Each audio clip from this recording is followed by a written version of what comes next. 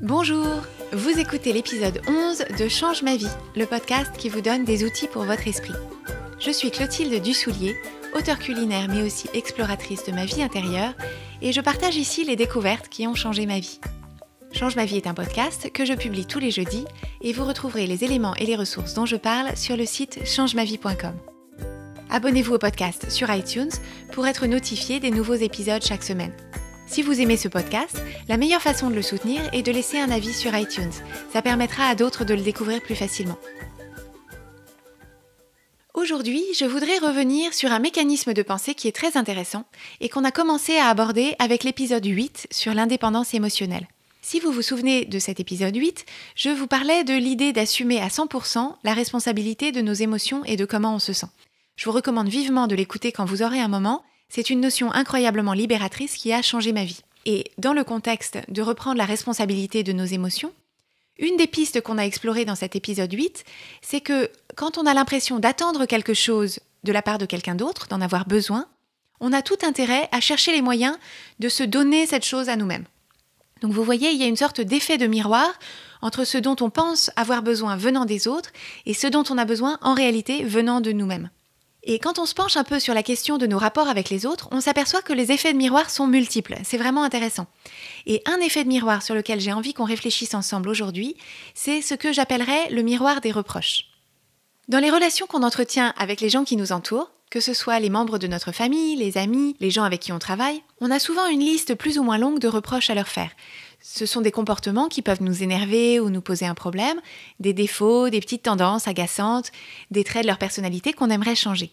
Et l'observation que je voudrais vous proposer, c'est que, bien souvent, ces caractéristiques-là sont justement des caractéristiques qu'on trouve en nous-mêmes, qu'on se reproche consciemment ou inconsciemment, et c'est le fait de les voir refléter dans le miroir des autres qui nous cause de l'énervement, de la colère, de l'agacement ou de la tristesse. Par exemple, si vous trouvez qu'une personne est pénible parce qu'elle monopolise tout le temps la conversation, est-ce que par hasard, vous ne faites pas partie de ces personnes qui adorent parler et raconter plein de choses et que parfois, en rentrant chez vous après une soirée avec des amis, parfois vous avez d'un coup l'impression d'avoir pris beaucoup de place dans la conversation et d'avoir un peu oublié, dans votre enthousiasme, de leur demander des détails sur leur vie à eux. Ou alors, si vous trouvez que votre conjoint n'apprécie pas pleinement tout ce que vous faites dans la maison ou pour les enfants, est-ce que par hasard, vous n'avez pas tendance de votre côté à toujours trouver quelque chose à redire dans votre tête ou à voix haute sur ce que lui fait, la façon dont il le fait et quand il choisit de le faire? Est-ce que vous voyez la correspondance, l'effet de miroir? Et ce que ça veut dire, ce que je veux vous offrir aujourd'hui, c'est que le moyen le plus simple, le plus direct et le plus efficace de cesser de souffrir de constater ces penchants chez les autres, c'est commencer par les chercher en soi et si on les trouve sous une forme ou une autre, de les corriger en soi. Il ne s'agit pas de s'auto-flageller, de perpétuer l'idée que tout le monde est parfait sauf nous et que tout est toujours de notre faute. C'est simplement qu'on a le choix. Soit on essaye de contrôler et de changer les gens qui nous entourent, de changer leur personnalité, de changer leur comportement, de leur dire quoi faire et quand. Généralement, les gens n'aiment pas trop ça et ne se laissent pas faire. Soit on part du principe que les gens sont comme ils sont, qu'ils changeront seulement s'ils ont envie de changer, qu'on n'a aucun contrôle sur eux, mais que par contre, on a contrôle sur nous-mêmes et on cherche ce qu'on peut faire, nous, de notre côté, pour nous sentir mieux. Les deux stratégies pratiques, vous choisirez celle que vous préférez. Personnellement, j'ai pratiqué la première pendant des années et quand je suis passée à la seconde, j'ai constaté personnellement que j'ai de bien meilleurs résultats. Il y a plusieurs raisons pour lesquelles ça marche prodigieusement bien. La première, c'est que quand on essaye de corriger en soi un défaut qu'on a constaté chez les autres, ça nous fait descendre un peu de nos grands chevaux. On sort du jugement et de l'accusation pour se retrouver dans une position un peu plus humble. On se rend compte que c'est pas si facile que ça, que le défaut est parfois le revers d'une qualité, ou qu'en tout cas, il peut nous arriver d'adopter ce comportement par maladresse, mais en partant d'une bonne intention. Et ça permet de resserrer le lien qu'on a avec cette personne, parce qu'au fond, on s'aperçoit qu'on a cette chose en commun, ce penchant, ce trait de caractère, cette particularité complètement humaine, et donc on se sent plus connecté. On n'est pas du tout obligé d'en parler avec cette personne, de lui dire « Ah oui, tu as ce défaut et je m'aperçois que je l'ai aussi », mais naturellement, la qualité de la relation s'améliore par le fait qu'on a identifié cette correspondance, ce point commun. Et dans un second temps, une fois qu'on a travaillé soi-même à s'améliorer sur ce plan, à être soi-même dans son comportement plus en accord avec ses propres valeurs, avec ses propres exigences, quand on est sorti du jugement, on s'aperçoit tout d'un coup que ce défaut, qui se manifeste toujours chez l'autre personne, on y attache beaucoup moins d'importance. Ça ne nous renvoie plus ce reflet désagréable de notre propre comportement et souvent, la charge qu'on y mettait se dissipe, la situation se dénoue et se détend comme par enchantement. Imaginons par exemple que dans votre couple, vous ayez l'impression que votre compagnon ou votre compagne ne s'intéresse pas franchement ou pas toujours aux histoires que vous lui racontez de votre journée. Si vous vous reconnaissez dans cette situation, qui est quand même très commune, ça peut être intéressant de vous demander avec honnêteté si vous-même, vous êtes toujours un exemple d'écoute. Sachant que la vraie écoute, je le rappelle, c'est le fait de se rendre disponible quand l'autre a envie de se raconter.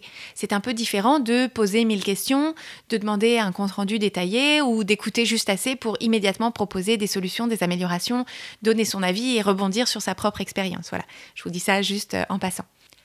En tout cas, à la lumière de ça, peut-être que vous vous apercevrez que vous avez vous-même une marge d'amélioration là-dessus et que vous pouvez vous-même être plus à l'écoute, dans une écoute vraie et adaptée à la personne en face.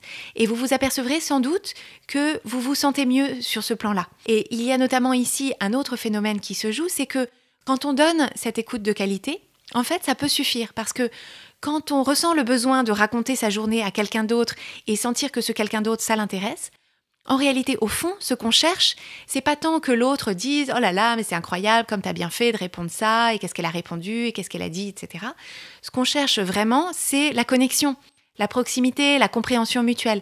Et ces sentiments-là, ces émotions, on les ressent tout autant quand on parle et quand on partage activement que quand on écoute et qu'on reçoit ce que quelqu'un d'autre partage. Ça marche dans les deux sens.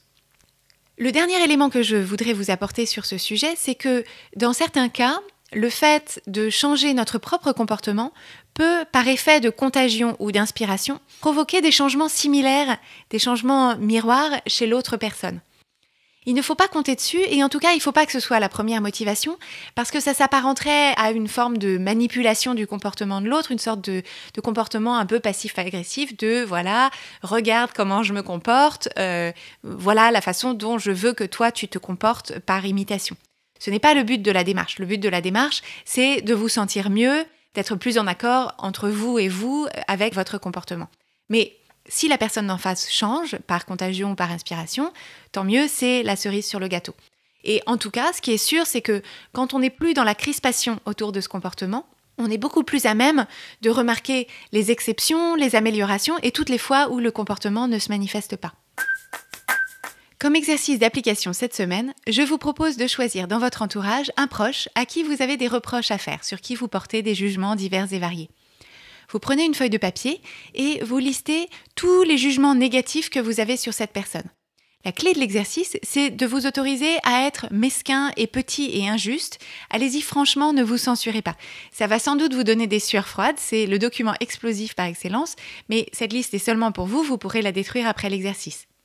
Avant ça, une fois que vous aurez terminé votre liste de jugements, relisez-la et soulignez tous les reproches, les défauts, les comportements qui font écho en vous et qui pourraient aussi bien s'appliquer à vous sous une forme ou une autre. Une forme déguisée, une forme légèrement différente, mais sous une forme ou une autre. Je vous encourage vraiment à le faire. Ne vous contentez pas de m'écouter et de dire oui. Vous allez voir, le fait de poser effectivement tout ça sur papier, c'est vraiment saisissant et ça va vraiment vous aider dans vos relations avec les gens qui vous entourent. Et une fois que vous aurez identifié ça, essayez dans les jours qui viennent d'être conscient des situations dans lesquelles vous-même vous adoptez ces comportements qui vous posent tellement de problèmes chez les autres. Si ça vous est possible, essayez d'agir un peu différemment. Retenez-vous de réagir au quart de tour, essayez d'autres façons de faire ou d'être dans ces situations inhabituelles.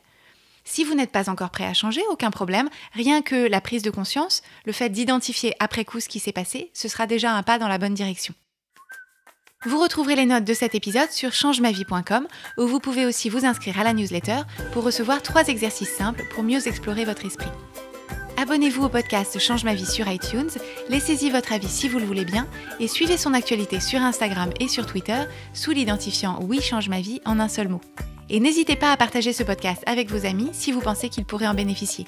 Merci et à jeudi.